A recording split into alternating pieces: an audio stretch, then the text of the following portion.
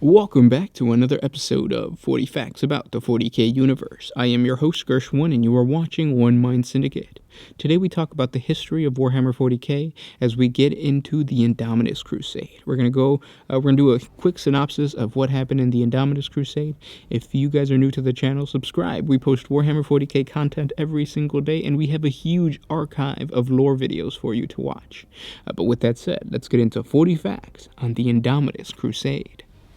The Indomitus Crusade was the standard century-long Imperial crusade led by Lord Commander of the Imperium, Reboot Guilliman, from Terra in the early 42nd millennia.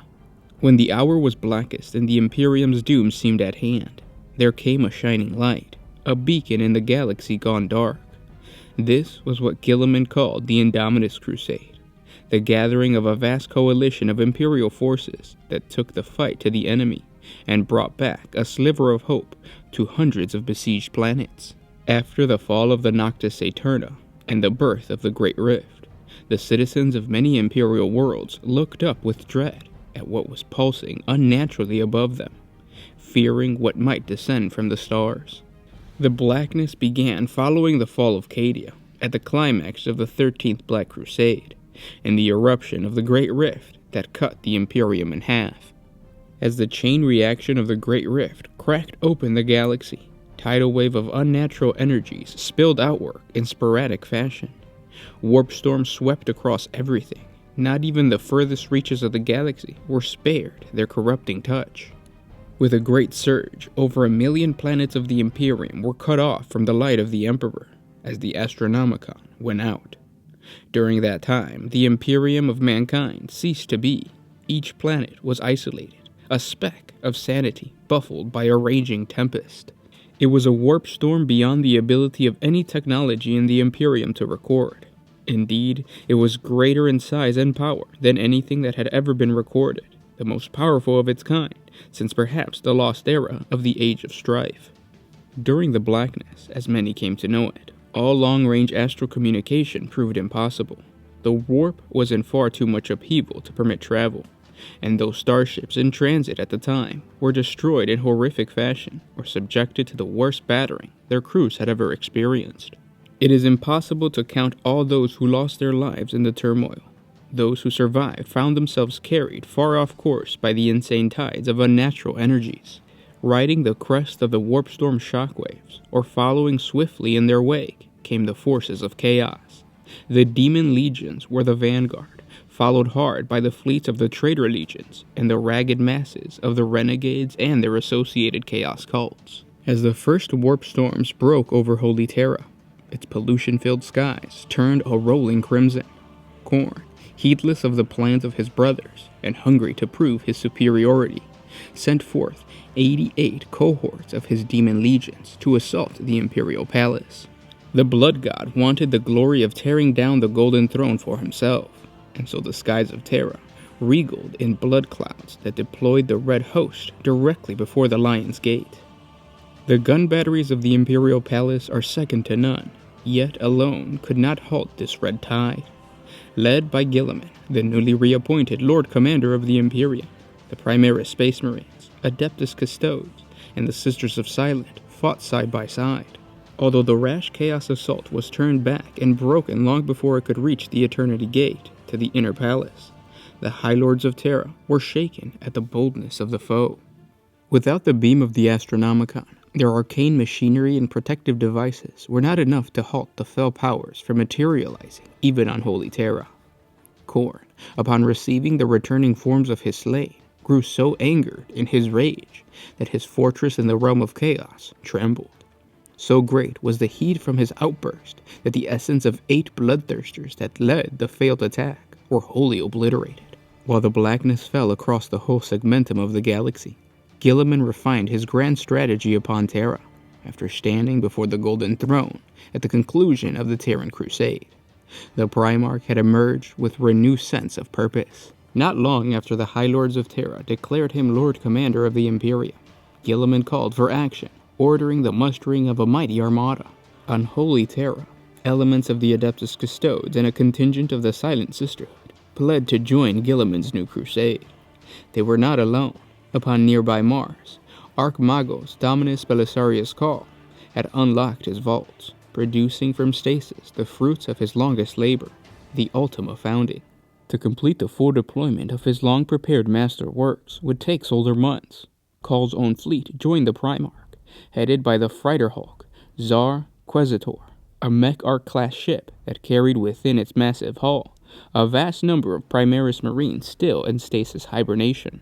The Archmagos brought with him several armies of the Scutari and Legio Cybernetica, alongside 3 lances of knights from House Tyrannus.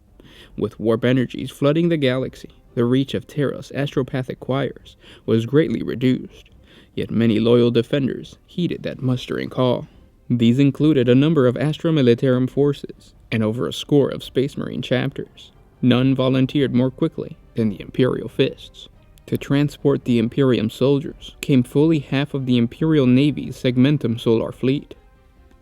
Later en route to the Indomitus Crusade's many destinations, other Imperial forces joined, eager to bow their heads in respect before the living legend that was the fabled Ultramarines Primarch. With the Astronomicon still flickering sporadically, the Indomitus Crusade risked only short jumps through the warp.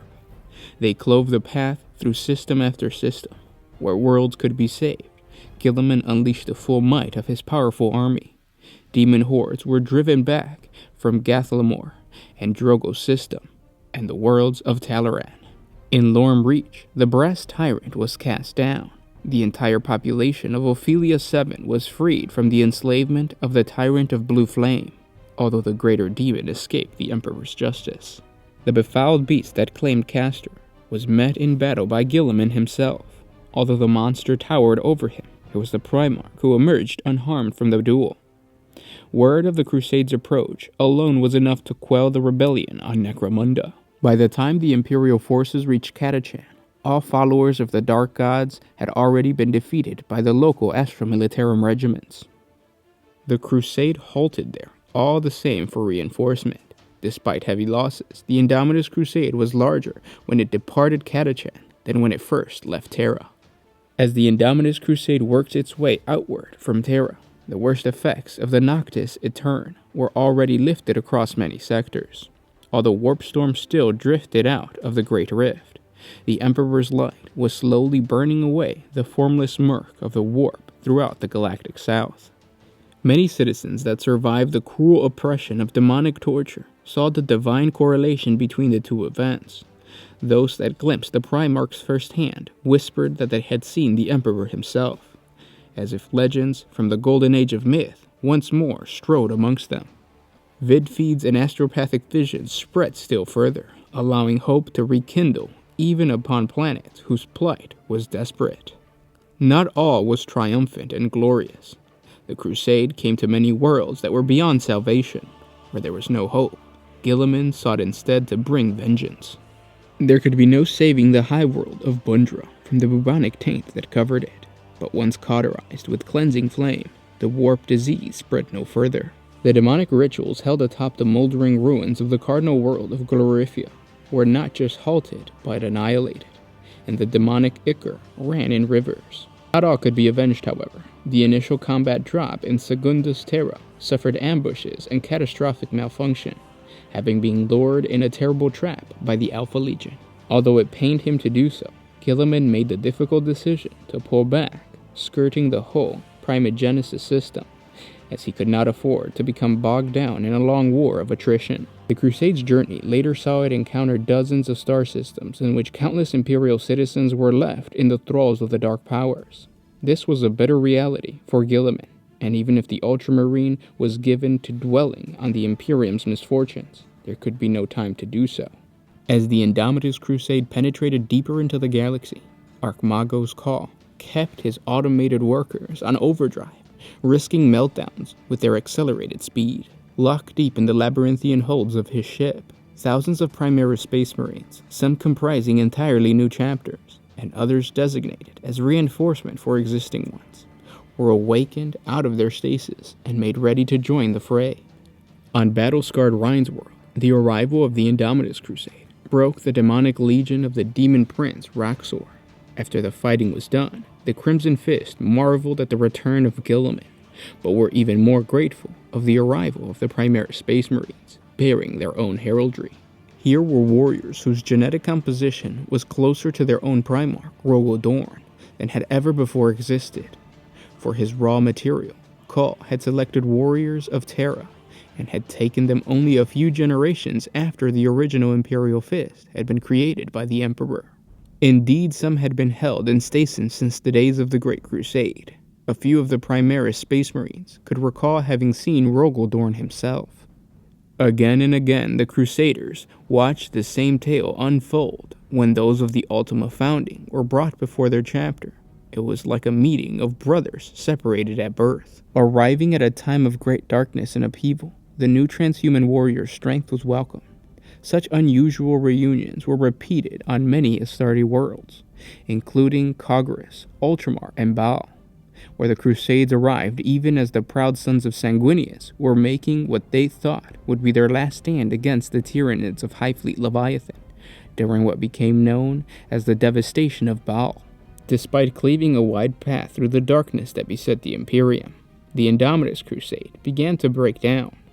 When the vast holds of Zarquezitor were at last emptied, Archmago's Call departed, for he had many more secret vaults to activate in order to complete the Ultima Founding. Once deployed, the new Primaris chapters, such as the Riftstalkers and the Umbran Knights, remained after the initial conflicts were won, seeking to consolidate the Crusade's gains. In many cases, they did this by establishing their own new chapter planet. In this way, the Crusade not only freed worlds from the tyranny of the Dark Gods, but also strengthened their defense against further attacks that were sure to come. Finally, Guilliman could no longer delay responding to the distress signals coming from the chapter's own home, realm of Ultramar, which was itself once more besieged. All their triumphs were but a sliver of light piercing the ink-black void, their many campaigns unable to reach the vast number of Imperial planets. Yet it was a start. Later it was said that during the darkest hour the Imperium had endured since the Horus Heresy, it was the Indomitus Crusade that gave mankind the hope to persevere. The Indomitus Crusade would reach its final end over a standard century after it began at the dawn of the second decade of the 42nd millennia, at the Battle of Rokos. In the aftermath of the victory against the forces of chaos at the Pit of Rokos, Guilliman decided to disperse the Indomitus Crusade by holding a triumph much like the one the Emperor of Mankind had held in the wake of the Olenor Crusade during the final days of the Great Crusade. At the ceremony, 20,000 Primaris Space Marines, 40,000 Standard Space Marines, 3 Sisters of Battle Covenants, Skitarii Legions, Titans, Imperial Knights, Adeptus Custodes, Sisters of Silence, and 2 million male and female soldiers and voidsmen of the Astra Militarum and Imperial Navy were present. Guilliman announced his decision to disperse the Crusade throughout the Imperium, and that he would next turn his attention to helping his realm of Ultramar defeat the forces of the Death Guard Traitor Legion and the servants of Nurgle in the Plague Wars. And those were 40 facts of the Indomitus Crusade. I hope you guys enjoyed this synopsis. To get more information on the Indomitus Crusade, check out the codexes, I guess. But also check out the wiki page. Link is down in the description for you to read more on the Indomitus Crusade, the Primaris Marines, and all that good stuff. If you guys have any suggestions for other topics of Warhammer 40K, comment down below. And let me know what you thought of the whole Indomitus Crusade. I know that at first a lot of people were hating on the Primaris Marines, but now that you have Primaris Marines, now that you have read the lore, what do you think? Comment down below. I would love to talk to you guys about that. But yeah, if you like what we do and you want to support us, jump on over to Patreon. A simple $1 a month helps us create more videos. If you can't, we understand. Simply by liking, commenting, and sharing, it helps out the channel. With that said, guys, I'll talk to you guys tomorrow. This was Gersh1 with One Mind Syndicate, signing out.